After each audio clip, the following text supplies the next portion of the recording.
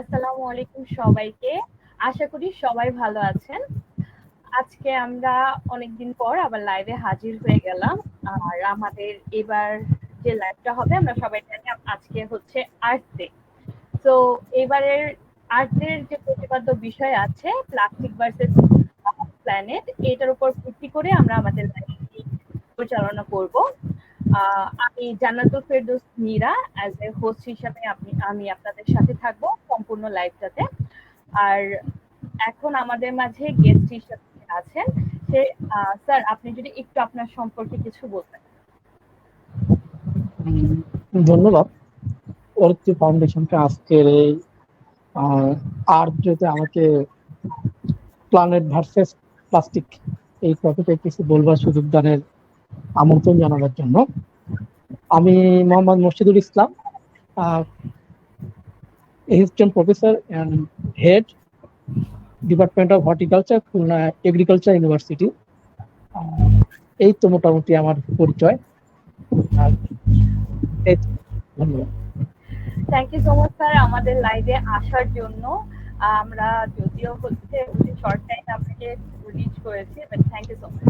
আচ্ছা, তাহলে আমরা আমাদের মূল লাইভ সেকশনে চলে যাচ্ছি।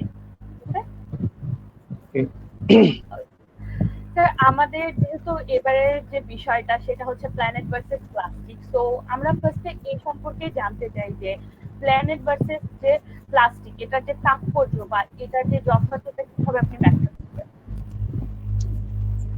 ধন্যবাদ। আসলে আমরা তো সবাই একটা প্ল্যানেটে বাস করি, সেটার নাম হলো আর্থ বা পৃথিবী, একটা প্ল্যানেট। তো এইরকম সোলার সিস্টেমের টোটাল 8টা প্ল্যানেট আছে। তো এই 8টা প্ল্যানেটের মধ্যে পৃথিবী একটা। তো এই পৃথিবীতে জীবের অস্তিত্ব, দ্যাট মিনস আমরা আছি, গাছপালা আছে, পশু পাখি আছে, সবাই মিলে আমাদের একটা পরিবেশ। আর অন্যান্য যে প্ল্যানেট গুলো আছে সোলার সিস্টেমে, আরো 7টা প্ল্যানেট, সেগুলোতে প্রাণের অস্তিত্ব আদৌ আছে কিনা বা থাকলে সেখানে সেই অস্তিত্বকে টিকিয়ে রাখা যাবে কিনা, এটা নিয়ে গবেষণা হচ্ছে। তো আজকের যে টপিকটা, সেই টপিকটাই যদি আমরা কথা বলতে চাই, তাহলে আমরা শুধুমাত্র পৃথিবী নামক যে গ্রহ, সেই গ্রহটিতে আমরা যারা বাস করি, আমাদের পূর্বপুরুষ যে গ্রহতে বাস করে গেছে, আমরা সেটা নিয়েই আমরা কথাবার্তা বলবো। তো এইটি একটি বিষয়, প্ল্যানেট নিয়ে কথা বললো। আর আমরা সবাই জানি আমাদের এই পৃথিবীর যে সৃষ্টি হওয়ার যে প্রেক্ষাপট, আমরা জানি স্বনামধন্য পদার্থ বিজ্ঞানী স্টিফেন হকিং এর একটি তত্ত্ব আছে, বিগ ব্যাং তত্ত্ব। সেই বিগ ব্যাং তত্ত্বের মহাবিস্ফোরণের মাধ্যমে পৃথিবীর এক সৃষ্টি। আগে পৃথিবীর সমস্ত কিছু একত্রিত ছিল, তারপর একটা বিস্ফোরণ হয়। সেই বিস্ফোরণের পরে পৃথিবী নামক একটি গ্রহ, সেই সঙ্গে আরো যে 7টি গ্রহ, তাদেরও সৃষ্টি হয়ে যায়। এরপর বিজ্ঞানে হাবল সম্প্রসারণ তত্ত্ব নামে আর একটা তত্ত্ব দেন গ্রহ সম্পর্কিত, যে আমাদের গ্রহ প্রতি সেকেন্ডে বা প্রতি মিনিটে, প্রতি ঘন্টায় সম্প্রসারিত হচ্ছে। এটি একটি তত্ত্ব বিজ্ঞানী হাবল তিনি দিয়েছেন আর কি, সম্প্রসারণ তত্ত্ব। তো আমরা যাই হোক, আমরা প্ল্যানেট নিয়ে শুধুমাত্র আজকের এই প্ল্যানেটে এই প্ল্যানেটের উপর প্লাস্টিকের যে প্রভাব, আমরা সেটি নিয়ে মূলত আজকে আলোচনাটাই ফোকাস রাখতে চাই। তো প্লাস্টিক বলতে গেলে আসলে দেখেন, প্লাস্টিকের যদি ডেফিনিশন দিতে হয়, তাহলে আমি যদি একদম মেঠো বাংলায় বলতে চাই, তাহলে বলতে হবে এইরকম: আমি সকালে ঘুম থেকে উঠে যে চপলটা বা যে স্যান্ডেলটা পায়ে দিয়ে আমি ওয়াশরুমে গেলাম বা বেসিনে গিয়ে দাঁত ব্রাশ করবো, সেই ব্রাশটা প্লাস্টিক, আমার ওই চপলটা বা স্যান্ডেলটাও প্লাস্টিক। এরপর সারাদিন যত কিছু কাজ করি আমি, কোনো না সব কাজেই মোটামুটি প্লাস্টিকের কোনো না কোনো ছোঁয়া থেকে যায়। পাশাপাশি রাত্রে ঘুমাতে যাওয়ার আগে আমি যে আমার রুমের লাইটটা অফ করব বা সুইচ অফ করব, সেই সুইচটাও কিন্তু প্লাস্টিক ভাবে বন্দি হয়ে আছে। তো এইটাকেই আমাদেরকে এখন এমন ভাবে ব্যবহার করতে হবে যেটা সে পরিবেশের জন্য নিরাপদ হয়। তো প্লাস্টিকের যদি আমরা একটু লিটারেচার দেখতে চাই, যে প্লাস্টিকের ডেফিনেশন, এটা একদম সিনথেটিক হতে পারে বা আদার সিনথেটিক একটা অর্গানিক কম্পাউন্ড। আর এই প্লাস্টিক, মানুষ এত আকর্ষিত হচ্ছে প্লাস্টিকের প্রতি, কারণ কিন্তু কয়েকটা। যেমন প্লাস্টিকের উৎপাদন খরচ খুবই কম, এরপর এটা সহজ উৎপাদনশীল যোগ্যতা আছে, খুব দ্রুত তৈরি করা সম্ভব হয়, এটা বহুমুখী ব্যবহার আছে, এটা এই প্লাস্টিক পানির সাথে সংবেদনহীনতা, পানি যেরকমই থাক প্লাস্টিক কিন্তু পানিতে কোনো ধরনের বেশি একটা ক্ষতি হয় না প্লাস্টিকের। এরপর এটা ডিউরাবিলিটি বা স্থায়িত্ব অনেক বেশি থাকে, ওজনে হালকা হয় এবং আকর্ষণীয় হয়। আমরা আমাদের বিভিন্ন শপিং সেন্টার গুলোতে অনেক ধরনের, আমি নাম ব্যবহার করলাম না, সুন্দর সুন্দর প্লাস্টিকের পণ্য তারা বাহারি এরকম প্লাস্টিকের পণ্য পশটা সাজিয়ে রেখেছে তাদের শোরুম গুলোতে, এত চমৎকার চমৎকার মানে ডেকোরেশন করে। তো আর প্লাস্টিকের যদি প্রকার, আমরা তো যে প্লাস্টিক গুলো ব্যবহার করি দৈনন্দিন জীবনে সেগুলো তো মেইনলি কয়েক রকমের ব্যবহার করে থাকি। এরকম যদি আমরা যদি একটু বলতে চাই, একটা আছে নাইলন বা পলিঅ্যামাইড যেটাকে বলি, আমরা আমাদের টুথব্রাশে যেটা ব্যবহার করি এটা কিন্তু আমরা পলিঅ্যামাইড বা নাইলন জাতীয় প্লাস্টিক। এরপর আছে আপনাদের ধরুন পলিকার্বনেট, আমাদের ট্রাফিক লাইটে যে প্লাস্টিকটা ব্যবহার করি এটাকে আমরা বলি পলিকার্বনেট, কিংবা আমাদের যে লেন্স যেটা ব্যবহার করি। এরপর আরো আছে, আমি যদি যার সাথে আমি হেডিং গুলো বলে দেয়, পলিস্টার আছে, আমাদের একটা কাপড় আছে আমাদের পলিস্টার কাপড়, তন্তুতে এই প্লাস্টিকটা ব্যবহার করি আমরা। পলিইথিলিন আছে, পলিইথিলিন সব থেকে কম দামি পণ্যে ব্যবহার করা হয় পলিইথিলিন, যেটা আমাদের শপিং মল বাজারগুলোতে যে কোনো পণ্য ক্রয় করলে বিক্রেতা আমাদেরকে যে ওই পণ্যটিকে যে মোড়কে বা যে পলিথিন আমাদেরকে দিয়ে দেন, এটি হলো সব থেকে কম দামি প্লাস্টিক পলিথিন। এরপর পলিপ্রোপাইলিন আছে, আছে পলিস্টেরিন, এরপর পিভিসি আছে। এরপর আমাদের আরেকটা কিন্তু বিশেষ প্লাস্টিক কিন্তু আমাদের পরিবেশে রয়ে গেছে, আমাদের ব্যবহার করি দৈনন্দিন জীবনে ব্যবহার করি, এর মধ্যে একটা হলো মেলামাইন ফর্মালডিহাইড। যেমন আমাদের সিরামিকের যে কাপ প্লেট যেগুলো থাকে এটা কিন্তু এক ধরনের মানে এই সিস্টেম বিশেষ ধরনের প্লাস্টিক। এরপর আমাদের আছে টেফলন, আমাদের যে বৈদ্যুতিক যে সুইচ গুলো থাকে সেখানে কিন্তু আমরা এই টেফলনটা ব্যবহার করি। এই তো মোটামুটি প্লাস্টিকের যে প্রকারভেদ। আর প্লাস্টিকের যদি একটু আমি যদি একটু ইতিহাসটা টানতে চাই, যে প্লাস্টিকের আসলে আসলো কিভাবে, বা কে বা কারা প্রথম এই প্লাস্টিকটার ডিসকভার করলো প্লাস্টিকটা। তো এটা বলতে গেলে আসলে আলেকজান্ডার পার্ক নামে একজন বিজ্ঞানী, তিনি সম্ভবত পার্ক সাইন নামক একটা প্লাস্টিক তৈরি করেন, সেটা 1855 সালে। সেই 55 সালে তারপরেই আসলে একটা রেভলিউশন ঘটে যায়, প্লাস্টিক একটা রেভলিউশন ঘটে যায়। এই জন্য ফাদার অফ প্লাস্টিক বলা হয় আলেকজান্ডার পার্কসকে। এর আগে একটু সামান্য আগে 1839 সালের দিকে চার্লস গুডিয়ার নামে একজন বিজ্ঞানী, তিনি ভালকানাইজেশনের মাধ্যমে রাবারকে, আমরা যে রাবারটা ব্যবহার করি বিশেষ করে আমাদের যে ভেহিকল যেগুলো আছে তাদের যে টায়ার বা টিউব যেগুলো সেগুলোকে শক্ত করবার জন্য যার ভালকানাইজেশনের প্রসেসটাকে বলা হয় ভালকানাইজেশন।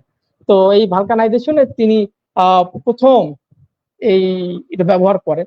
তো তারপরেই মোটামুটি 1855 সালে এসে আলেকজান্ডার পার্ক তিনি এটাকে বাণিজ্যিক ভাবে একটা রূপদান করলেন পার্ক সাইন নামে একটা প্লাস্টিকের মধ্যে দিয়ে। এরপরই প্লাস্টিক আমাদের সমাজে এমন ভাবে প্রবেশ করলো বিভিন্ন ধাপে ধাপে বিভিন্ন দশকে, আমরা এখন পর্যন্ত এখান থেকে বের হতে পারি নাই। এবং প্লাস্টিকের যে খুব একটা অল্টারনেটিভ কোনো কিছু আমরা এখন পর্যন্ত খুব ভালোভাবে বেরও করতে পারি না। তো যাই হোক, প্লাস্টিক আমাদের যেমন জীবনকে গতিময় করেছে, সহজ করেছে, পাশাপাশি এর যে ট্রিটমেন্টের ব্যাপারটা, এইটা আমাদের ঠিক মতো না করতে পারার ফলে আমাদের কিন্তু এই আমাদের গতিময় জীবনটাকে একটু ছন্দহীন হয়ে গেছে। কিন্তু আমাদেরকে ট্রিটমেন্ট করতে হবে প্লাস্টিকটা। এটি হলো প্লাস্টিকের মোটামুটি ডেফিনেশন বলা যায়, এতটুকুই প্লাস্টিক থেকে। ধন্যবাদ।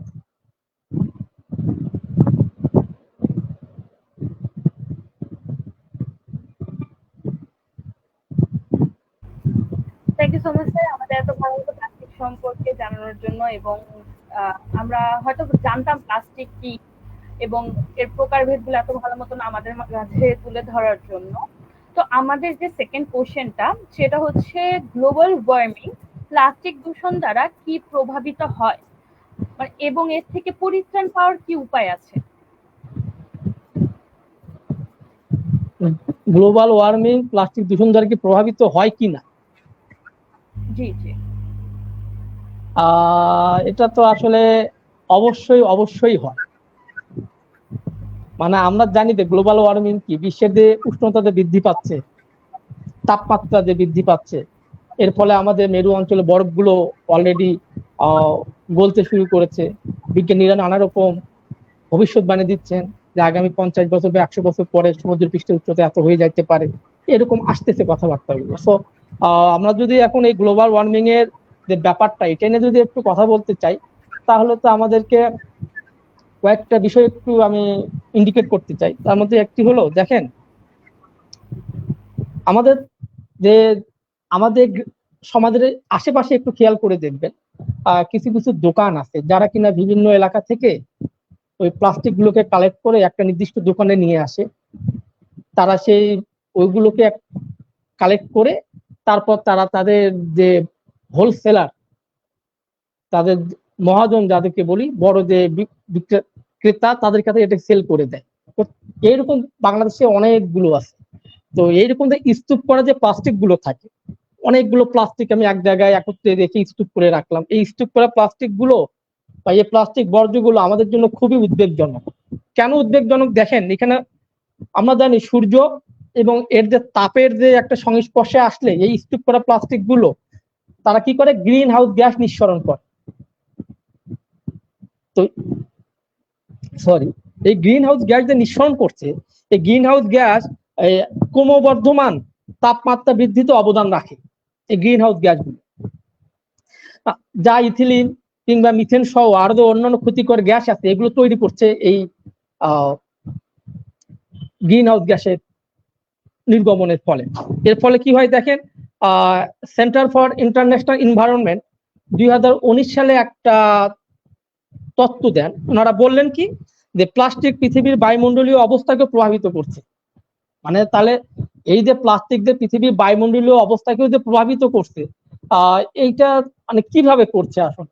তো এই যে আমাদের যে কথাগুলো বলার চেষ্টা করছি, যে সূর্য এবং তার তাপের সংস্পর্শে প্লাস্টিক গুলো আসে, গ্রিন হাউস গ্যাস নিঃসরণ করছে। এরপর সেখান থেকে ইথিলিন বা মিথেন যে গ্যাস গুলো আসছে, এগুলো ক্রমবর্ধমান তাপমাত্রাকে প্রভাবিত করছে।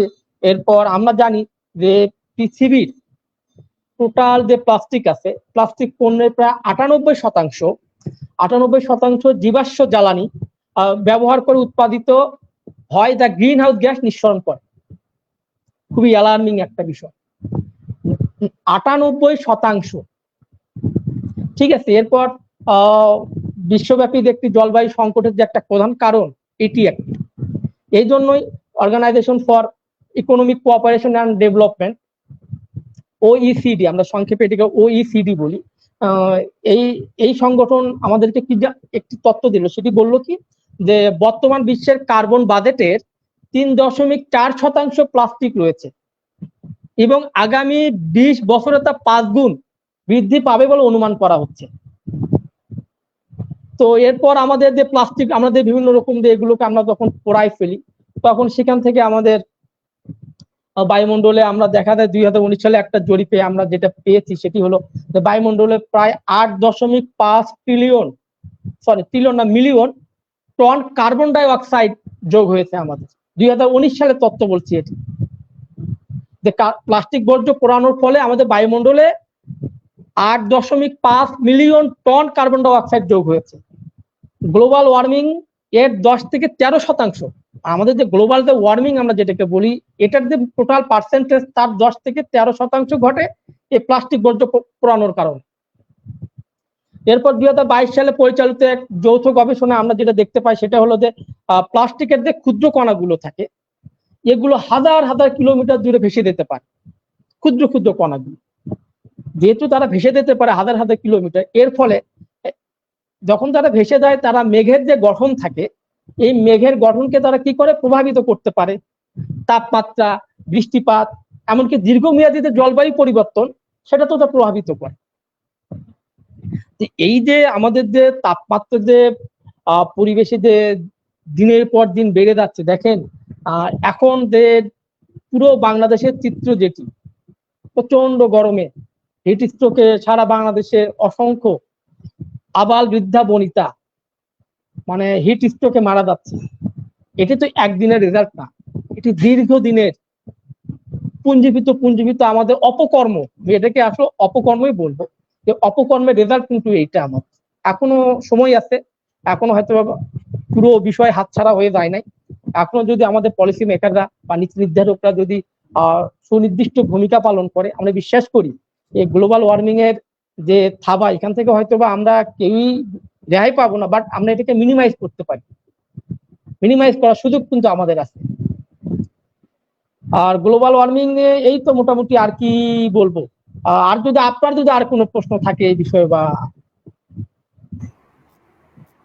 Sir thank you so much. মানে প্লাস্টিক কিভাবে গ্লোবাল ওয়ার্মিং করছে বা হচ্ছে ইফেক্ট ফেলছে খুব ভালো মতো আমরা এর মাধ্যমে জানতে পারলাম। তো মানে আমরা হচ্ছে পরিত্রাণের উপায়টাও জানতে পারলাম যে হয়তো বা আমরা জিনিসগুলো থেকে অল্টারনেটিভ বা অন্য কোনো কিছু থ্রুতে হয়তো বা আমরা পরিত্রাণও পেতে পারি।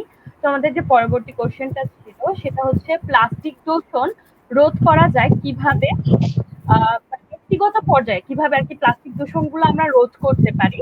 যেহেতু বাংলাদেশ একটি উন্নয়নশীল দেশ, প্লাস্টিক দ্রব্য কমানো বা অল্টারনেটিভের সমাধান কি কি হতে পারে? অল প্লাস্টিকের বিকল্প আসলে প্লাস্টিক নিয়ে প্রত্যেকটা দেশ, বিশ্বের প্রত্যেকটি উন্নত রাষ্ট্র, উন্নয়নশীল রাষ্ট্র বা স্বল্প উন্নত রাষ্ট্রগুলো গবেষণা করছে। তো সম্প্রতি আপনারা জানেন যে বাংলাদেশে একজন বাংলাদেশ পাট গবেষণা ইনস্টিটিউটের ডক্টর মোবারক হোসেন স্যার, খুব সম্ভবত, আমি সরি আপনার নামটা যদি ভুল হয়, স্যার কিন্তু সোনালী ব্যাগ, পাটের আঁশ থেকে সোনালী ব্যাগ নামক একটি ব্যাগ তৈরি করেছেন, যেটি সম্পূর্ণ বায়োডিগ্রেডেবল। প্লাস্টিকের বিকল্প ঠিক ওইটাই হতে পারে, যেটা বায়োডিগ্রেডেবল। কারণ প্লাস্টিক তো সহজে আসলে পচে যায় না। আমরা জানি যে আমরা শপিং মল থেকে বা বাজার থেকে যে প্লাস্টিকটা আমরা কিনি, এই প্লাস্টিকটা কিন্তু মাটিতে প্রায় 20 বছর রয়ে যায়। এই প্লাস্টিকটা মাটিতে প্রায় 20 বছর রয়ে যায়। এরপর আমরা যে চা, কফি বা জুস যে বিষয়গুলোতে পান করি, এইখানে এই যে প্লাস্টিকের যে আমরা পণ্যটি ব্যবহার করে যে চা, কফি বা জুস পান করি, এইটি মোটামুটি 50 বছর লাগে। আরো সব থেকে ইন্টারেস্টিং বিষয়, আমাদের প্লাস্টিক বোতলগুলো যে আমাদের রয়েছে, এই প্লাস্টিক বোতল প্রকৃতিতে অবিকৃত অবস্থায় রয়ে যায় প্রায় 450 বছর। তার মানে কত জেনারেশন আমাদের মানে সাফার করতে হবে প্লাস্টিকের কারণে। খুবই চিন্তার বিষয়, এড়িয়ে যাওয়ার কোনো সুযোগ নেই। তো প্লাস্টিকের যে বিকল্প ব্যাপারটি বলতে গেলে আমাকে প্রথমেই বলতে হবে যে বায়োডিগ্রেডেবল এমন প্লাস্টিক ব্যবহারকে সর্বপ্রথম প্রমোট করতে হবে।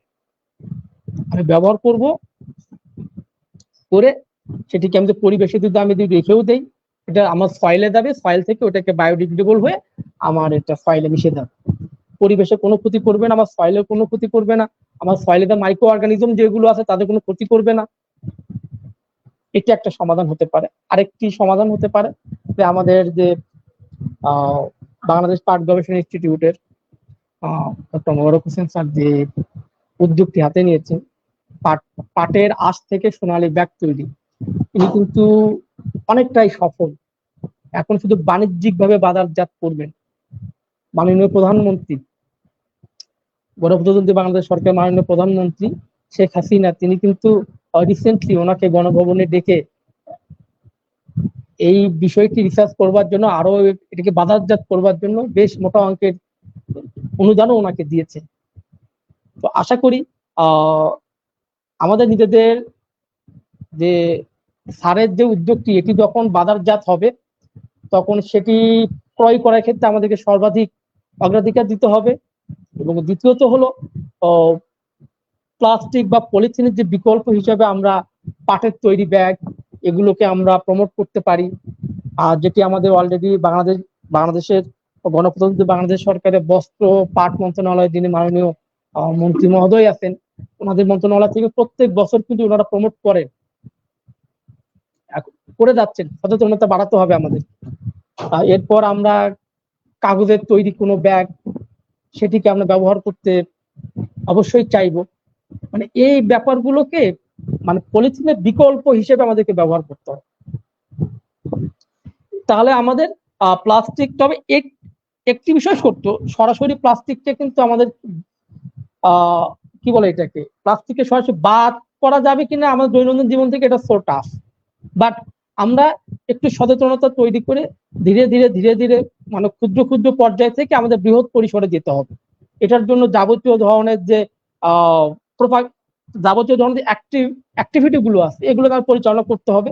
আরেকটি আপনাদেরকে একটু বলে রাখি যে সেটি হলো বিপিএফ ফ্রি নামে এক প্লাস্টিক আমাদেরকে ব্যবহার করতে হবে।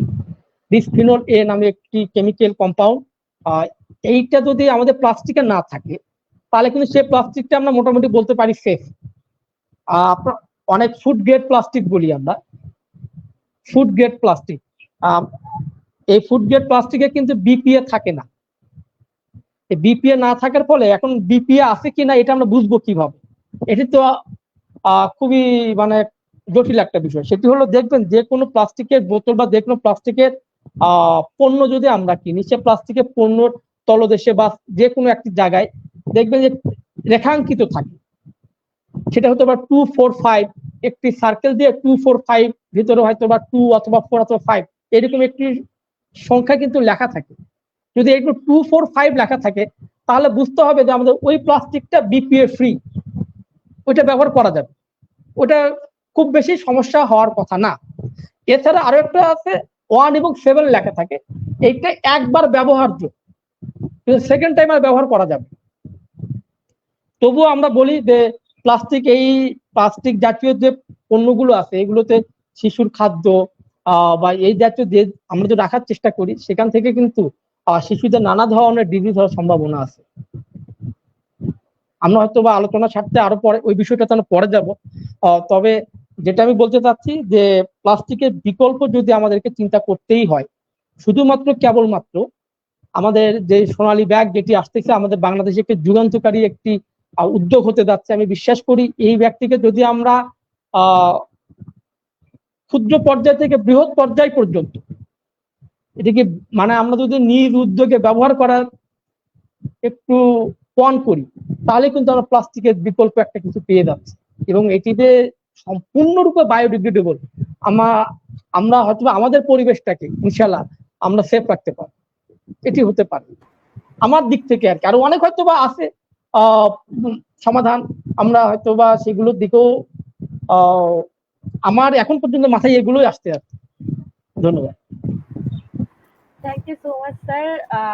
আর আমি যদি একটু বলি, আমাদের যে বিজ্ঞানী হচ্ছে সোনালী ব্যাগ আবিষ্কার করেছে মুবারক আহমদ খান স্যার, উনি হচ্ছে আমাদের সোনালী ব্যাগটি আবিষ্কার করেছেন।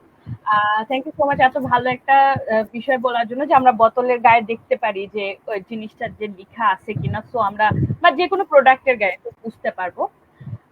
আমি যদি স্যারের সাথে একটু অ্যাড করি, পার্সোনালি যদি আমি সরিটির সাথে কাজ করছি মোটামুটি অনেক দিন যাবত, অ্যাকচুয়ালি বছর যাবত, তো আমার কিছু পার্সোনাল অপিনিয়ন যেটা, সেটা হচ্ছে প্লাস্টিক সত্যি আমরা হচ্ছে একদম রুট লেভেল থেকে শেষ করতে পারবো না, কারণ আমাদের দৈনন্দিন জীবনে প্লাস্টিক এমন ভাবে জড়ায় আছে যে এটা শেষ করা অ্যাকচুয়ালি পসিবল না আমাদের পক্ষে।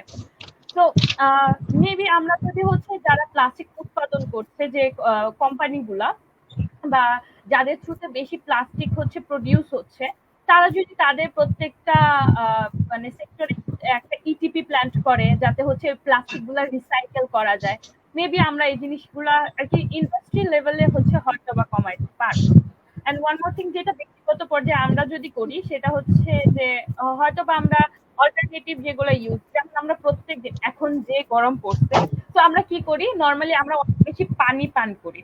নর্মালি আমরা এটা হচ্ছে সবাই ডক্টররাও বলছে যে বেশি পানি পান করার কথা। তো আমরা যদি হচ্ছে কোনো একটা বোতল ক্যারি করি, স্টিলের বোতল বা হচ্ছে যেটা হচ্ছে প্লাস্টিকের তৈরি না এরকম বোতল যদি ক্যারি করি, সেক্ষেত্রে কিন্তু আমাদের অনেক বেশি মানে প্লাস্টিক ইউজ হচ্ছে না নর্মালি।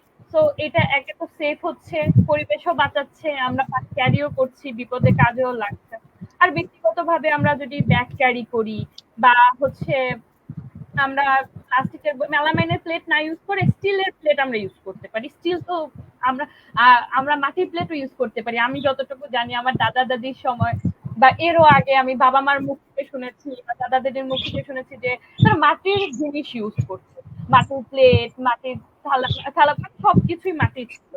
তো এই জিনিসগুলো আমরা আস্তে আস্তে হচ্ছে যদি নিজেদের মধ্যে আনতে পারি আমাদের শরীরের জন্য অনেক বেশি ভালো হবে।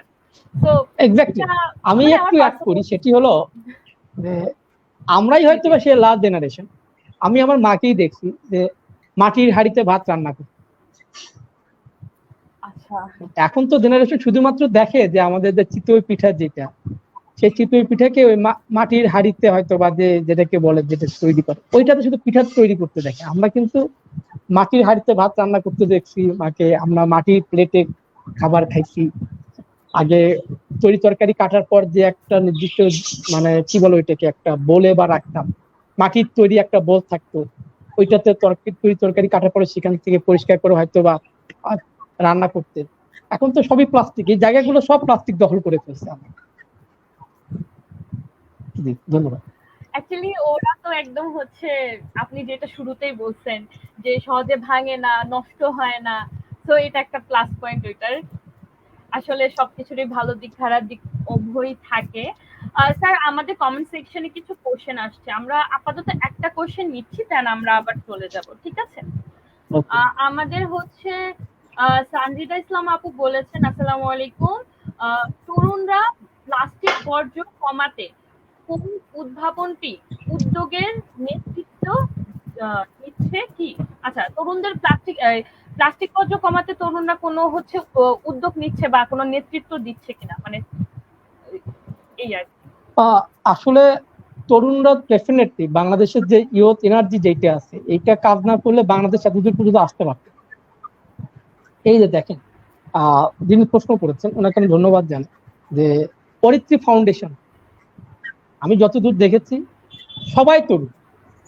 তরুণরা কি কাজ করছে না যে প্লাস্টিককে কিভাবে দূর করা সম্ভব, পরিবেশ থেকে যত দ্রুত এটাকে আমরা ব্যবহার কমিয়ে একটি হেলদি একটা এনভায়রনমেন্ট ক্রিয়েট করা যায়, এটা নিয়ে কিন্তু পরিত্রী কাজ করছে।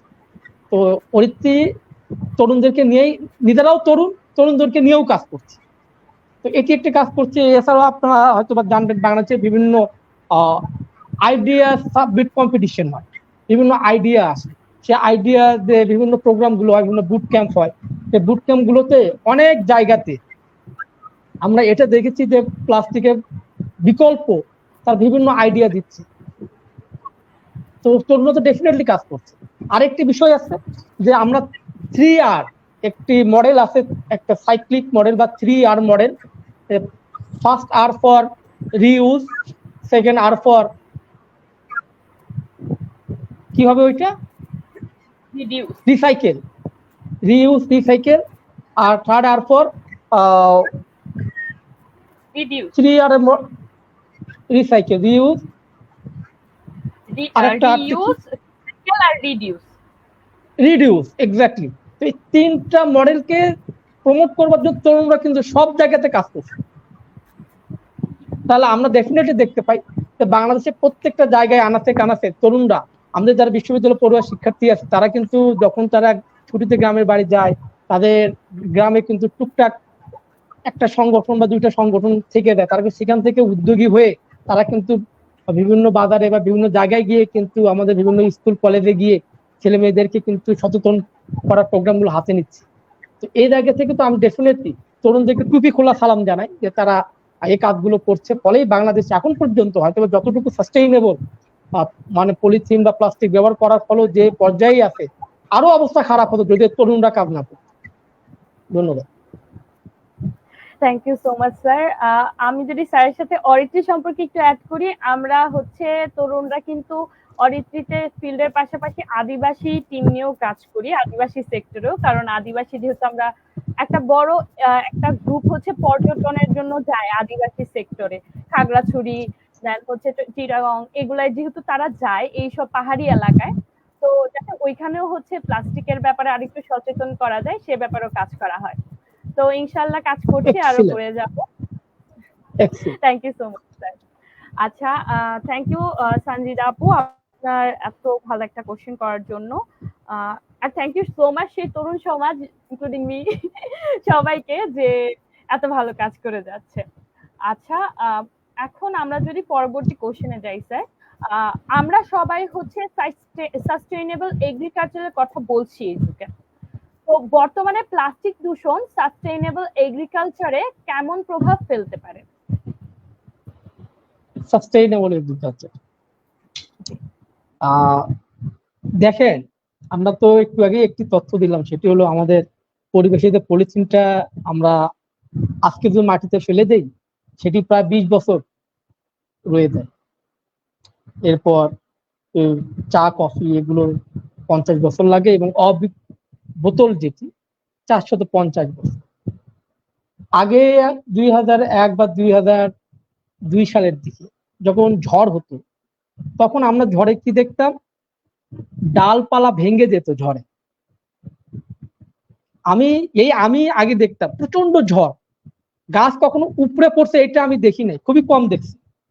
কিন্তু যখন আমি 2013-14তে আমি একটু খেয়াল করলাম, একটু ঝড় হলে কি হয়, গাছটা শেকড় সহ পুরোটাই উপড়ে চলে আসে। তখন গাছটা যখন উপড়ে চলে আসে, তারপর আমরা যখন ওই গাছের গোড়ায় গিয়ে দেখি যে তার নিচে অনেকগুলো পলিথিন জমা হয়ে আছে, বা কিছু পলিথিনে কিছু প্রোডাক্ট হয়ে গেছে। তাহলে আমাদের সয়েলের যে বাইন্ডিং ক্যাপাসিটি যেটা থাকে, এই পলিথিন কিন্তু প্রথমে নষ্ট করে দিচ্ছে, যার ফলে এখন ঝড় বৃষ্টি হলে গাছ কিন্তু আর ডালপালা ভাঙে যতটা না, তার চেয়ে গাছ উপড়ে পড়ে বেশি। তো এই যে সাস্টেইনেবল এগ্রিকালচারের কথা বললাম, আসলে এগ্রিকালচার বললে তো অনেকগুলো ডাইমেনশনকে বোঝায়। এর মধ্যে এগ্রিকালচারের মধ্যে আমরা যদি লাইভ স্টক সেক্টরকে একটু আলাদা করে দেখতে চাই, আমরা যদি ফিশারি সেক্টরকে একটু আলাদা করে দেখতে চাই, এরপর আমাদের যে এগ্রিকালচারের যে প্লান্ট সেক্টর যেটা আছে, ধান গম যা আছে, সিরিয়াল ক্রপ যেগুলো বাংলাদেশে হয়, বা ভেজিটেবল যেগুলো হচ্ছে, বা ফ্রুটস যেগুলো হয়, এই সেক্টরটাকে যদি আলাদা করে দেখতে চাই, তাহলে আমরা দেখব যে এই প্লাস্টিকের ফলে আমাদের সয়েলে প্রথমত ফার্টিলিটি কমে যায়। ফার্টিলিটি কমে যাওয়ার ফলে ওই সয়েলের প্রোডাক্টিভিটি কমে যাচ্ছে। এখন যেহেতু আমাদের দেশে যে ক্রমবর্ধমান জনসংখ্যা প্রায় 17 কোটি 18 কোটি বা 16.5 কোটি, যেটাই হোক না কেন, যাই বলুন না কেন, তো তাদের একটা খাদ্যের যোগান দেবার ব্যাপার থাকে। তো যেহেতু আমার এই প্লাস্টিকটা আমার এনভায়রনমেন্টে চলে গেল, সয়েলে চলে গেল, যার পর সে প্লাস্টিকটা রয়ে যায়, ফার্টিলিটি কমায় ফেলে, প্রোডাক্টিভিটি কমায় ফেলে। কিন্তু আমার তো কি করতে হবে, এখন জনসংখ্যা বেশি, প্রোডাকশন বাড়াইতে হবে। এই জন্য আমরা কি করি, আমরা বেশি পরিমাণে সিনথেটিক ফার্টিলাইজার যেগুলো আছে সেগুলো ব্যবহার করি, যার ফলে সয়েলের যে ফিজিক্যাল প্রপার্টি যেগুলো আছে, ফিজিক্যাল হেলথ সয়েলের, এটি কিন্তু অনেকটাই নষ্ট হয়ে যায়। তো এই যে সাস্টেইনেবল এগ্রিকালচারের কথা বলি আমরা, আমাদের এই প্লাস্টিকটা যখন আমি একটি তথ্য আপনাদেরকে দিয়ে রাখি, সেটি হলো আমরা যে প্লাস্টিক গুলো ব্যবহার করি, এর মধ্যে 36 ভাগ প্লাস্টিক কিন্তু আমাদের পুনর্ব্যবহার করা যায়, 36 ভাগ। তাহলে বাকি আমাদের থাকে 64। তো এই 64-এর মধ্যে 39% আমাদের ল্যান্ডফিলে, দ্যাট মিনস এগ্রিকালচারাল যে প্রোডাকশন আমাদের ধান গম ভুট্টা, এর ল্যান্ডফিলে চলে যাচ্ছে 39%। আর বাকি থাকে আমাদের 25%। এই 25% চলে যায় আমাদের একমাত্র বঙ্গোপসাগর। তাহলে এই যে বঙ্গোপসাগরে যে চলে গেল আমাদের, তো সেখানে আমাদের তো আমরা জানি আমাদের অনেক অ্যাকুয়াটিক রিসোর্স আছে আমাদের বঙ্গোপসাগরে। প্লাস আমাদের যে প্রধান নদীগুলো আছে, পদ্মা মেঘনা যমুনা, আমাদের কর্ণফুলী যে নদীগুলো আছে, তো এই নদীগুলোতেও তো একটি তথ্য আপনাদেরকে দিয়ে রাখি, সেটি হলো বাংলাদেশে যে প্রধান যে নদীগুলো আছে, পদ্মা মেঘনা যমুনা এসব সহ সব মিলিয়ে প্রতিদিন প্রায় 73,000 টন প্লাস্টিক বর্জ্য প্রবাহিত হয় আমাদের এই নদীগুলো দিয়ে। কিন্তু বাংলাদেশ 3,000 টন বর্জ্য প্রতিদিন উৎপাদন করে। তার মানে আমার 73,000 টন বর্জ্য আমার প্রবাহিত হচ্ছে নদী দিয়ে, আমার কিন্তু 3,000 টন বাংলাদেশ প্রতিদিন উৎপাদন করে, সেটি বাংলাদেশ মানে বর্জ্য হিসেবে রাখছে। তাহলে এই 70,000 টন তাহলে কই থেকে আসলো? দেখেন বাংলাদেশে কিন্তু 57টা আন্তঃসীমান্ত নদী আছে, যে নদীগুলো হয়তোবা কোনোটা যে আমাদের ভারত পার্শ্ববর্তী দেশ ভারত, মিয়ানমার, নেপাল, ভুটান, চায়না থেকে এই নদীগুলো হয়তো বাংলাদেশে ভেতর দিয়ে প্রবাহিত হয়ে চলে যাচ্ছে বঙ্গোপসাগর। তাহলে এই যে 70,000 টন প্লাস্টিক বর্জ্যগুলো কিন্তু এই পার্শ্ববর্তী দেশের যে প্লাস্টিক গুলো সেখান দিয়ে বাংলাদেশের ভেতর দিয়ে তারা কই চলে যাচ্ছে বঙ্গোপসাগর। এর ফলে কি হচ্ছে দেখেন, বঙ্গোপসাগরে যাওয়ার ফলে আমাদের সেখানে অ্যাকোয়াটিক যে রিসোর্স গুলো আছে সেখান থেকে তার প্লাস্টিক গুলো দীর্ঘদিন পানিতে থাকার ফলে ফলে একটি ক্রমশ তারা কি হয়ে যায়, ক্ষীয়মান হয়ে যায়। সেখান থেকে যে মাছগুলো আছে সেই সেখানে ভক্ষণ করার ফলে সেই প্লাস্টিকটা তো চলে যাচ্ছে মাছের পেটে, ওই মাছটা বা আমরা খাচ্ছি, আমরা আমাদের বডিতে সেই প্লাস্টিকটা মাইক্রো প্লাস্টিকটা চলে যাচ্ছে বডিতে। এইভাবে কিন্তু আমরা আমাদের প্রত্যেকটা সেক্টর, লাইভ স্টক সেক্টরের কথাই যদি এখন বলি, দেখেন লাইভ স্টক সেক্টর কি হচ্ছে, আমরা আমাদের তো ল্যান্ডফিলে 39% প্লাস্টিক তো রয়ে গেছে। এই ল্যান্ডফিলে আমরা কি করি, নানা রকম লাইভ স্টক সেক্টরের জন্য আমরা বিভিন্ন ধরনের ঘাস প্রোডাকশন করি, জার্মান ঘাস, নেপিয়ার ঘাস, প্যারাগ্রাস, জারাওয়ান, এই টাইপের অনেকগুলো ঘাস আছে যেগুলো খুবই গোখাদ্য হিসেবে ব্যবহার করা হয়। তো এগুলো যখন ব্যবহার করি, প্লাস্টিক তো আমাদের মাটিতে আসে, সেখান থেকে কোনো না কোনো সিস্টেমে ওই ঘাসে চলে যাচ্ছে, সেখান থেকে হয়তো বা গরু খাচ্ছে, গরুর যে মিল্কিং সিস্টেম যেটা আছে সেখান থেকে আমরা খাচ্ছি, অথবা গরুর যে মাংসটা আছে বা ছাগলের যেটা বলেন আমরা সেটা খাচ্ছি, সেখান থেকে আমাদের বডিতে চলে যাচ্ছে। আলটিমেটলি জনস্বাস্থ্য হুমকির মধ্যে আসে। একটি গবেষণা দেখা গেছে যে আসলে সেটি আমাদের জাহাঙ্গীরনগর বিশ্ববিদ্যালয় পরিবেশ বিজ্ঞান বিভাগে চমৎকার একটি গবেষণা করছেন। ওনারা দেখছেন যে 1 কেজি লবণের মধ্যে 1 কেজি লবণের মধ্যে ওনারা কি দেখছেন জানেন, যে 2676টি মাইক্রোপ্লাস্টিক পাওয়া গেছে। 1 কেজি লবণের মধ্যে আমরা জানি আমাদের লবণের সোর্স সমুদ্র, সেখান থেকে 1 কেজি লবণের মধ্যে 2676টি মাইক্রোপ্লাস্টিক পাওয়া গেছে। তাহলে আমরা যে লবণটি খাচ্ছি আমরা কি লবণ খাচ্ছি না প্লাস্টিক খাচ্ছি? মানে রূপক অর্থে বলতেই হয় আমরা আসলে প্লাস্টিক খাচ্ছি। দোকানে গিয়ে বলতে হবে এখন আমাদের ভাই 1 কেজি প্লাস্টিক দেন, লবণ তো আর নাই।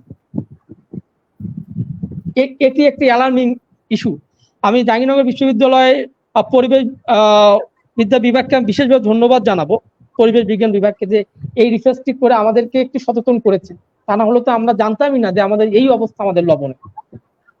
শুধু কি তাই, আরো একটি বিষয় দেখেন যে আমাদের যে বুড়িগঙ্গা অক্সিজেনের পরিমাণ 1 মিলিগ্রাম পার লিটার।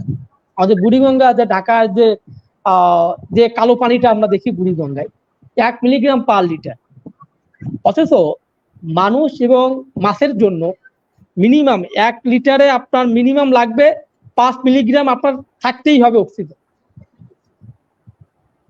তাহলে ওই মাছগুলো বুড়িগঙ্গা কিভাবে টিকে আছে, বা ওই অ্যাকোয়াটিক যে রিসোর্স গুলো আমাদের আছে তারা কিভাবে টিকে আছে, ব্যাপারটা খুবই অ্যালার্মিং। তো এই সাস্টেইনেবল যে এগ্রিকালচারে আমরা কথা বলছি, এই জায়গায় আমাদের আসলে আরো একটু নজর দিতে হবে, এই জায়গাগুলো অ্যাড্রেস করতে হবে নতুন ভাবে।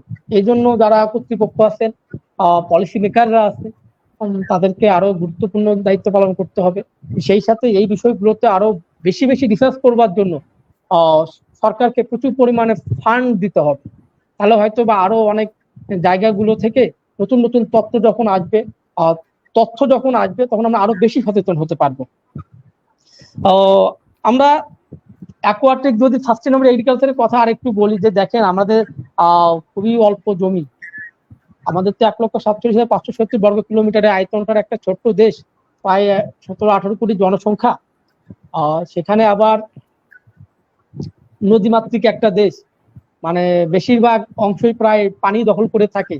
এই যা আমরা টেরেস্ট্রিয়াল এরিয়া বা স্থলজ অংশ পাই, সেখানে এত পরিমাণ মানুষের খাবারের চাহিদা পূরণের জন্য কৃষিবিদরা যেভাবে কাজ করে যাচ্ছেন, এটা তো অবশ্যই প্রশংসার দাবিদার। তো এই জায়গাতে আমাদেরকে আরো একটু বেশি সরকারের প্রতি অনুরোধ থাকবে যে এই বিষয়গুলোতে রিসার্চ করবার জন্য আর বেশি বেশি করে ফান্ড যেন সরকারের তরফ থেকে এন্ডোর্স করা হয়, তাহলে হয়তো বা আরো নতুন নতুন অনেক বিষয় হয়তো বা আমরা জানতে পারবো এইসব গবেষণার মাধ্যমে। এই তো মোটামুটি টোটাল যে ব্যাপারটা, আমরা যদি সাস্টেনেবল এগ্রিকালচারের কথা বলি, তাহলে আমাদের সয়েলের যে ব্যাপারটি আসছে, শুধুমাত্র এই প্লাস্টিক গুলো সয়েলে গেলে, সয়েলে দেখেন আমরা বলি প্রকৃতির লাঙ্গল বলা হয় কেঁচোকে, আরো নানা ধরনের মাইক্রো অর্গানিজম সয়েলে থাকে। তো এই প্লাস্টিকটা যাওয়ার ফলে সেই মাইক্রো অর্গানিজম গুলোকে তারা বা ডিরেক্টলি ক্ষতিগ্রস্ত করছে। সেখান থেকে আমরা মানুষ ক্ষতিগ্রস্ত হচ্ছি, পশু পাখি ক্ষতিগ্রস্ত হচ্ছে, আমাদের অ্যাকোয়াটিক যে রিসোর্স গুলো আছে তারা ক্ষতিগ্রস্ত হচ্ছে, আমাদের লাইভ স্টক যে ব্যাপারগুলো আছে তারা ক্ষতিগ্রস্ত হচ্ছে। তার মানে কি আলটিমেটলি পুরো সমাজের প্রত্যেকটা স্টেক হোল্ডার এই প্লাস্টিকের কারণে ক্ষতিগ্রস্তের মধ্যে রয়েছে। আমরা সবাই হুমকির মধ্যে আছি।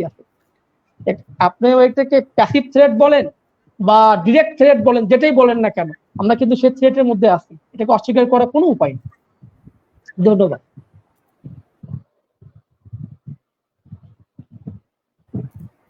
Thank you so much sir, আমাদের এত ভালো মতন হচ্ছে বিষয়টা বোঝানোর জন্য। আমাদের কমেন্ট সেকশনে আরেকটা কোশ্চেন আসছে যে স্যার প্লাস্টিক দূষণ মেরিন লাইফে প্রভাব ফেলে, এর ফলে কিভাবে এটি পৃথিবীব্যাপী জলজ বস্তু তন্ত্রের ভারসাম্য নষ্ট করে। যদিও হচ্ছে আমরা সাগর নিয়ে মাত্রই কিছু কথা বললাম, এরপরও আপনি কি আর কিছু অ্যাড করতে চান যে জলজ বস্তুতন্ত্রে কিভাবে ইফেক্ট ফেলছে? দেখেন, এটা তো একটা ইকোসিস্টেমের অংশ। আমরা কিন্তু সবাই একটা ইকোসিস্টেমের অংশ। তো একটা ইকোসিস্টেমে যখন অনেকগুলো অংশ থাকে, সেই অংশে যখন কোনো একটা কম্পোনেন্ট যখন এফেক্টেড হয়ে যায়, তখন আলটিমেটলি কিন্তু সবাই কম বেশি কোনো না কোনো ভাবে এফেক্টেড হয়ে যায়। আমরা তো একটু আগে বললাম যে ৭৩,০০০ টন বর্জ্য আমাদের যে পদ্মা, মেঘনা, যমুনা যে নদীগুলো আছে, এগুলো যে প্রত্যেকটা দিন কোথায় যাচ্ছে? বঙ্গোপসাগরে চলে যাচ্ছে। এই প্লাস্টিক গুলো বঙ্গোপসাগরে রয়ে যায়। তার মানে কি আমাদের যে মেরিন যে রিসোর্স গুলো আছে, অর্থাৎ ওশানোগ্রাফি যে ব্যাপারটা বলার চেষ্টা করছি আমরা, তারা তো কোনো না কোনোভাবে ক্ষতিগ্রস্ত হচ্ছে। তারা যখন ক্ষতিগ্রস্ত হয়, ওই যারা জলজ প্রাণী তারা কোনো না প্লাস্টিকের প্রভাবে কোনো না কোনোভাবে দীর্ঘদিন থাকার ফলে একটা না একটা প্রভাব তো আসবেই। সেখান থেকে ওই রিসোর্সটাকে আমরা যখন গ্রহণ করি, তখন সেটার একটা ইফেক্ট আমাদের বডিতে আসে। সেখান থেকে যখন ওইটাকে আমরা হয়তো বা আমাদের যা লাইভ স্টক যেসব আছে, ক্যাটেল যেগুলো আছে, আমাদের গড় যেগুলো আছে, শিপ যেগুলো আমরা লালন পালন করি, তাদের বডিতে চলে যায়। টোটাল একটা সাইক্লিক অর্ডারে চলছে। এখন এই সাইক্লিক অর্ডারের যদি কোনো একটা অংশ যদি ক্ষতিগ্রস্ত হয়, আপনার প্রত্যেকটা অংশে কোনো না কোনোভাবে ক্ষতিগ্রস্ত হচ্ছে। এটি বলার অপেক্ষা রাখেন। জি, ধন্যবাদ।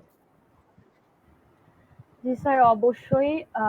মানে আমরা স্যারের কাছ থেকে বুঝতে পারলাম যে আমাদের যে মাইক্রোপ্লাস্টিক ওগুলা হচ্ছে আমাদের হচ্ছে মাছ ওটা প্লাস্টিক যেহেতু খাচ্ছে, বা মাইক্রোপ্লাস্টিক অবশ্যই তাদের মাইক্রোপ্লাস্টিকটা যাচ্ছে। জি স্যার বলেন। ওই প্লাস্টিক তো যাচ্ছে আমাদের সাগরে, বাট মাছের শরীরে যেটা তো সেটা মাইক্রোপ্লাস্টিক। সে মাইক্রোপ্লাস্টিকটা তো আবার আমাদের বডিতে দেয়, মাছ থেকে আমাদের বডিতে, আমরা থেকে আমাদের যে পরবর্তী প্রজন্ম তাদের বডিতে যাচ্ছে। তো এখানে নানা রকম ডিজিজ, শিশুদের ক্ষেত্রে মনে করেন কিডনি ফেলিউর থেকে শুরু করে আপনার হার্ট ডিজিজ থেকে শুরু করে নানা ধরনের ডিজিজ হচ্ছে। এটা তো ওই চলমান ওই অংশ, চলমান প্রক্রিয়ার একটা রেজাল্ট হলো এই ডিজিজ। জি স্যার, বুঝতে পেরেছি। এর কারণ তো অনেক সমস্যাই হচ্ছে। স্যার আরেকটা কোশ্চেন আসছে যে আদাব স্যার, আমার একটা প্রশ্ন আছে, প্লাস্টিকের অত্যাধিক ব্যবহার কিভাবে তরুণ প্রজন্মের ভবিষ্যৎ সম্ভাবনাকে প্রভাবিত করে?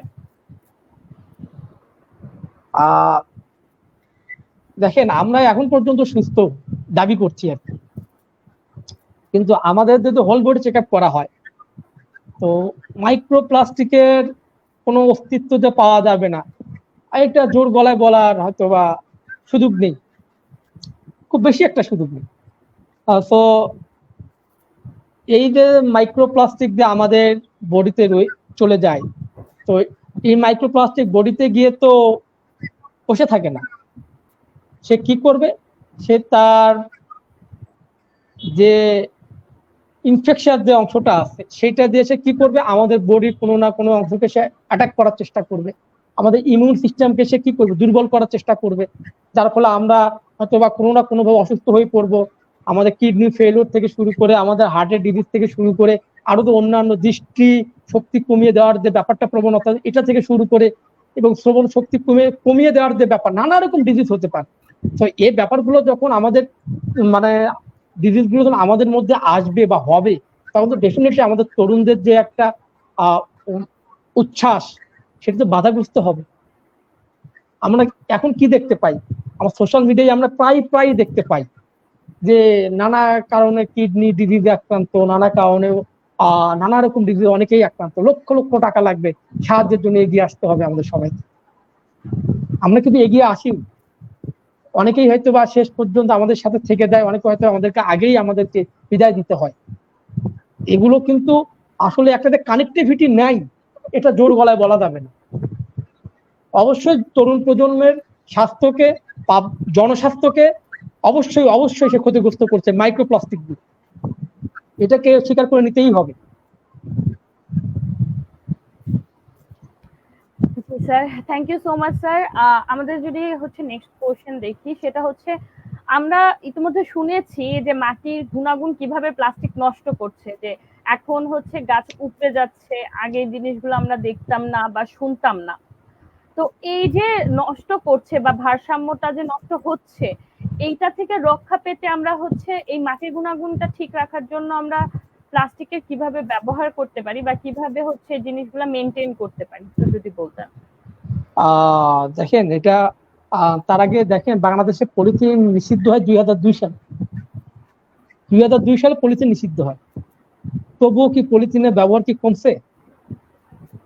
এখানে আইনের একটা ফাঁক আছে, সেটা কি, যে একবার ব্যবহারযোগ্য পলিথিনকে নিষিদ্ধ করা হয় না। যে পলিথিনগুলো একবার ব্যবহার করা যাবে সে পলিথিনটা চলবে, বাকিগুলোকে নিষিদ্ধ করা হয়েছে 2002 সালে সে আইনে। এই যে একটা আইনের যে ফাঁক, এই ফাঁক বেয়ে আমাদের ঢাকা শহরে আনাচে কানাচে প্রায় 1,500-এর বেশি কারখানা, ঢাকা শহর না, বাংলাদেশে প্রায় 1,500-এর বেশি কারখানা গড়ে উঠেছে এই আইনের ফাঁক দিয়ে। যার ফলে এখানে প্রত্যেক দিন বাংলাদেশের পরিবেশ ও বন মন্ত্রণালয়ের যে স্ট্যাটিস্টিক যেটা, সেটা বলে যে আমাদের দেশে বছরে এখন 8,21,250 টন প্লাস্টিক বর্জ্য উৎপন্ন হয়। 8,21,250 টন। তাহলে এখন আমরা কি করতে পারি? এর মধ্যে তো আমাদের শুধুমাত্র একটু আগে বললাম যে 36% রিসাইকেল হয়, বাকিগুলো তো ল্যান্ডফিলে চলে যাচ্ছে, বঙ্গোপসাগরে চলে যাচ্ছে। তাহলে এখন আমরা কি করতে পারি দেখেন, এই জায়গাতে আমাদের একটু আগে বললাম যে 3R একটা মডেল, এই 3R মডেলকে অবশ্যই আমাদেরকে কি করতে হবে, ফলো করতে হবে, রিডিউস করতে হবে, রিইউজ করতে হবে, রিসাইকেল করতে হবে। বাংলাদেশে এখন প্রাণ সহ আর কিছু ইন্ডাস্ট্রি আছে যারা কিনা এটাকে রিইউজ এবং রিসাইকেলের যে ফ্যাক্টরিটা, মেশিনারিজ গুলো তারা বাংলাদেশে নিয়ে আসতে কাজ শুরু করছেন অলরেডি। তো এটা আশা করি যে পরিমাণ প্লাস্টিক বর্জ্য উৎপন্ন হচ্ছে প্রত্যেক দিন, সে তুলনায় হয়তো বা খুবই অপ্রতুল। আরো অন্যান্য যে বড় যে শিল্প গোষ্ঠী যারা আছেন তাদেরকে এগিয়ে আসতে হবে এই বিষয়গুলোতে। আর বাংলাদেশে বেসরকারি একটা সংস্থা, তারা ঢাকা শহরের চারপাশে মাটি খুঁড়ে প্রতি টন মাটিতে আধা কেজি থেকে 1.5 কেজি পর্যন্ত প্লাস্টিক পাইছে। চিন্তা করতে পারেন, প্রতি টন মাটিতে আধা কেজি থেকে 1.5 কেজি করে প্লাস্টিক রয়ে গেছে আমাদের। এর মধ্যে 15 বছরের পুরনো কিছু প্লাস্টিক আছে আমাদের এই বেসরকারি যে সংস্থা তারা জরিপ করেছে, সেটাতে তারা দেখানোর চেষ্টা করছে। তো এই জায়গাগুলো থেকে তো আসলে আমরা যদি এখন, সরকার কিন্তু 2012 এবং 13 সালের দিকে নদীতে কিন্তু ড্রেজার মেশিন দিয়ে নদীর নাব্যতা ফিরিয়ে আনবার জন্য বা পুনরুদ্ধার করবার জন্য কিন্তু একটা প্রকল্প হাতে নেয়। এই প্রকল্প হাতে নিতে গিয়ে সরকার যেটা দেখে সেটা হলো যে মাটি তুলতে গেলে ড্রেজারে ব্লেডে পলিথিন আটকে যাচ্ছে। তার মানে কি পরিমাণ পলিথিন তাহলে আমাদের নদীর তলদেশে রয়ে গেছে। মানে আমি যখন ড্রেজিং করছি, সেই ড্রেজারের যে ব্লেডটা আছে, সে ব্লেডে পলিথিন গুলো আটকে যাচ্ছে আমাদের। তো এই জায়গাগুলোতে আমাদের আসলে আরো সময় নিয়ে গবেষণা করতে হবে। তো নদীর তলদেশে প্রায় 6 থেকে 7 ফুট পর্যন্ত এই পলিথিনটা এখনো তাদের অস্তিত্ব রয়ে গেছে। তো এই জায়গাগুলো থেকে আমরা আসলে আরেকটু আমাদেরকে সচেতন হতে হবে, বিশেষ করে যুবক সমাজরাই পারবে। তারা যখন বিভিন্ন বাজারে যাবে, দোকানে যাবে, জিনিসপত্র কেনাকাটা করবে, সেখান থেকে তারা ওই প্লাস্টিকের যে প্রোডাক্টটি, সেটি পলিথিনে ওই কোনো পণ্য কিনলে সেটি পলিথিনে না নিয়ে তারা যে ব্যাগটি বাসা থেকে নিয়ে যাবে, পাটের ব্যাগ, সেটিতেই তারা পণ্যটিকে তারা নিয়ে বাসায় চলে আসবে। এইভাবে ধীরে ধীরে ধীরে ধীরে সচেতনতা বাড়াতে হবে। কিংবা ওটিকে কাগজের কোনো প্যাকেট জাতীয় বিষয়ের মধ্যে ওই পণ্যগুলোকে নিয়ে তারপর ব্যাগে নিয়ে আসতে হবে। পলিথিনকে কোনো না কোনো ভাবে, অথবা আমি নিজেও আমার এই কাজটা করি, বাজারে গিয়ে পলিথিন আমি নিজেও নেই, তো তবুও যতটুকু চেষ্টা করা যায় এটা করতে হবে আমাদের। তো তরুণরা যদি, আমরা যেমন একবার কি বলে যে কোনো কিছুর জন্য একবার এতগুলো বিশ্ব রেকর্ড করেছি আমরা, তো আমরা যদি আর একবার যদি পলিথিন ফ্রি কান্ট্রি বাংলাদেশে পরিণত করতে পারি, এটা কিন্তু একটা বিশ্ব রেকর্ড হয়ে যায় যে পলিথিন ফ্রি বাংলাদেশ। এরকম একটা উদ্যোগ বা এরকম একটি কি বলবো যে প্রকল্প যে কেউ নিতে পারে। এটার উপর ভিত্তি করে আমরা বিভিন্ন ধরনের প্রোগ্রাম, মোটিভেশনাল প্রোগ্রাম আমরা চালাইতে পারি। যেমন বাংলাদেশে প্রধানমন্ত্রী জননেত্রী শেখ হাসিনা কিন্তু একটি ঘোষণা দিয়েছেন যে within 2040 Bangladesh will be 100% tobacco free country. 2040-এর মধ্যে বাংলাদেশ কিন্তু টোবাকো ফ্রি কান্ট্রিতে পরিণত হবে। আমরা এরকম একটা টাইম ফ্রেম বেঁধে দিতে পারি যে এত সালের মধ্যে আমরা বাংলাদেশকে পলিথিন মুক্ত কান্ট্রিতে পরিণত করব। এই জন্য আমাদের ব্যক্তি পর্যায় থেকে শুরু করে সামাজিক এবং রাষ্ট্রীয় পর্যায়ে সমস্ত জায়গায় সচেতনতা বাড়াতে হবে। এবং এই জায়গায় কোন জায়গায় দায়িত্ব পালন করবে আমাদের যুবকরা, আমাদের ইয়াংস্টার। ধন্যবাদ। Thank you so much sir, এত ভালো ভালো ইনফরমেশন দেওয়ার জন্য। আসলে আমাদের সরকারের কথা যদি শুধু বলি তাহলে হবে না, অবশ্যই উদ্যোগটা নিজের থেকে নিতে হবে। আমার আপনার এভাবে অল্প অল্প করেই হবে উদ্যোগটা। আমরা ছোটবেলায় পড়েছি যে ছোট ছোট বালুকণা বিন্দু বিন্দু জল গড়ে ওঠে মহাদেশ সাগরতল। তো এইরকমটাই আসলে আমাদের করতে হবে যে আমরা অল্প অল্প করে উদ্যোগ নিব, নিজেদের থেকে উদ্যোগ নিব, ইনশাল্লাহ আমরা একটা বড় চেঞ্জ আনতে পারবো আমাদের দেশের জন্য এবং রাষ্ট্রের জন্য। যেহেতু আমরা প্ল্যানেট নিয়ে কথা বলছি, অবশ্যই আমাদের প্ল্যানেটের কথা চিন্তা করতে হবে। আমরা এই প্ল্যানেটেই থাকি, তো সবকিছুই আমাদের ভাবতে হবে। আর যেহেতু এগ্রিকালচারের সাথেও একটা রিলেশন দেখানো হলো, স্যার অনেক ভালো মতো আমাদের বুঝালো যে কিভাবে।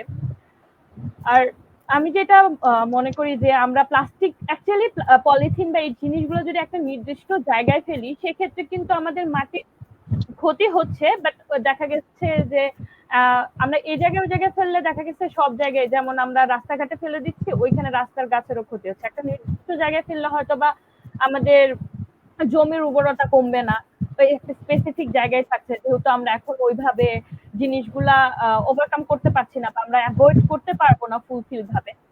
আর যতটুকু সম্ভব ততটুকু তো আমরা কম ইউজ করার চেষ্টা করব। স্যার, আপনার যদি এই ব্যাপারে আর মন্তব্য থাকে, যে আপনার ব্যক্তিগত মন্তব্য যেটা আমাদের জন্য ভালো হবে বা আমরা এইভাবে জিনিসগুলা করতে পারি, যদি কোনো ব্যক্তিগত মন্তব্য থাকে একটু বলবেন প্লিজ। আসলে ব্যক্তিগত মন্তব্য কি, আমি শুধু একটি বিষয়ের অবতারণা করি। সেটি হলো আগে যখন 2005 সালে 2005 বা 2007 সালের দিকে আমরা যখন পলিথিন কিনতাম বাজার থেকে, বিভিন্ন সাইজের পলিথিন, তখন কোনোটা পলিথিনের দাম ছিল 1 টাকা, একটু বড় ব্যাগ যেটা, অথবা 2 টাকা।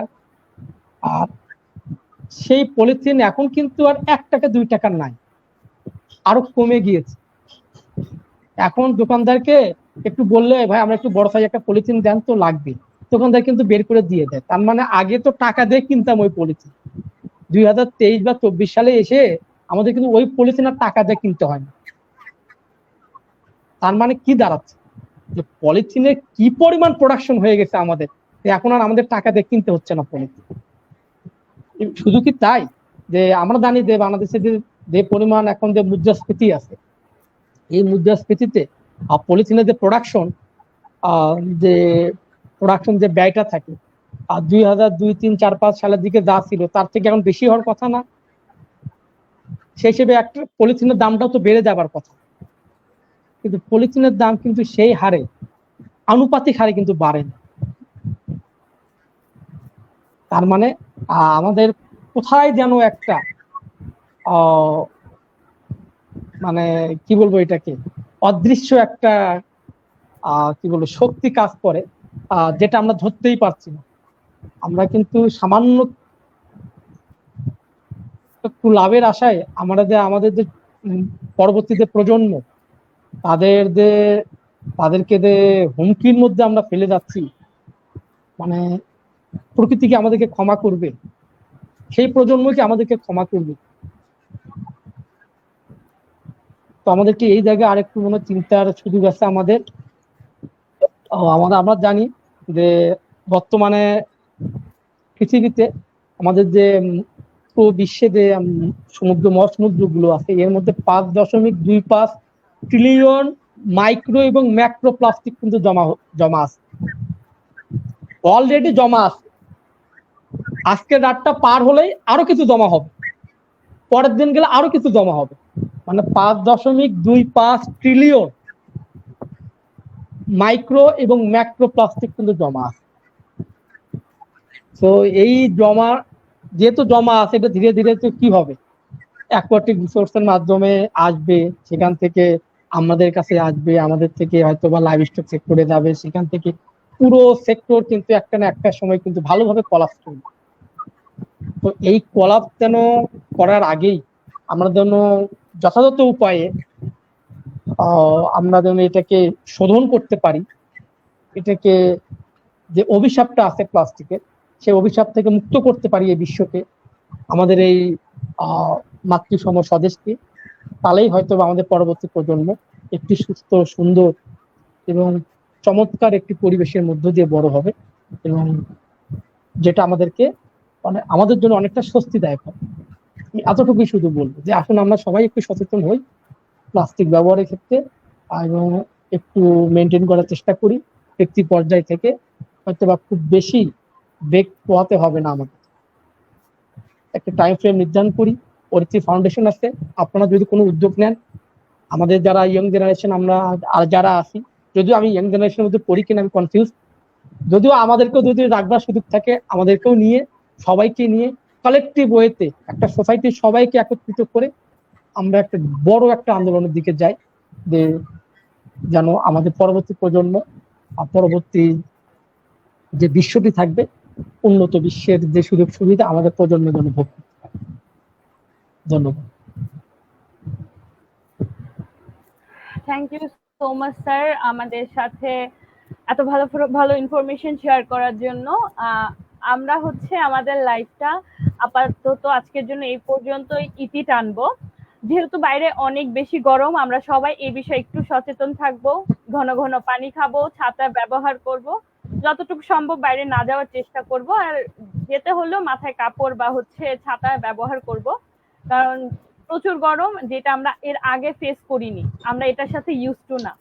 তো সবাই নিজেদের সুস্থ রাখবো, আশেপাশের পরিবেশ এবং মানুষদের সুস্থ রাখবো, এই আশা কামনা করে আমাদের লাইভটি আজকে শেষ করছি। ধন্যবাদ সবাইকে, ধন্যবাদ স্যার আমাদের সাথে থাকার জন্য এতটুকু সময়।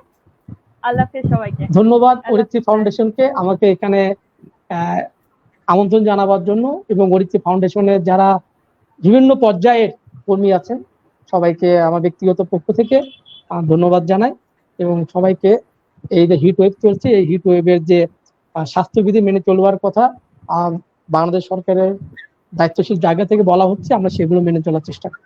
ধন্যবাদ সবাই। ধন্যবাদ।